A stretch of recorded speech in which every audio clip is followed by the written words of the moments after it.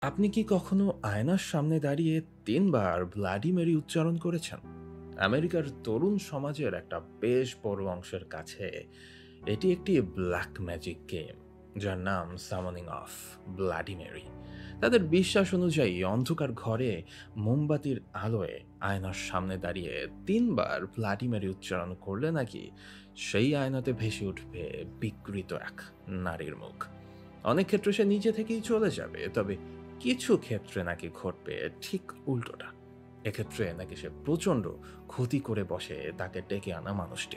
শুধু তাই নয়, এই পিশাচের উপস্থিতির পর কেউ যদি তাকে উদ্দেশ্য করে বলে, "আই স্টোল ইওর বেবি", তবে নাকি আরো বেশি ক্ষিপ্ত হয়ে ওঠে সে।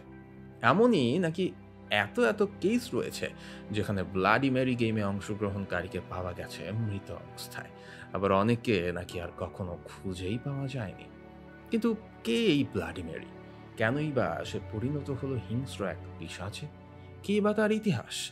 জানলে হয়তো বেশ অবাক হবেন। এই পিশাচ কিন্তু কোনো কল্পিত দানব নয়, বরঞ্চ তিনি ইংল্যান্ডের সিংহাসনে আরোহণ করা প্রথম রানী কুইন মেরি দ্য ফার্স্ট। আসসালামু আলাইকুম, আমি রাহাত জুবায়ের, আর আমাদের আজকের ভিডিওর topic history of the bloody Mary. চলুন তবে শুরু করা যাক।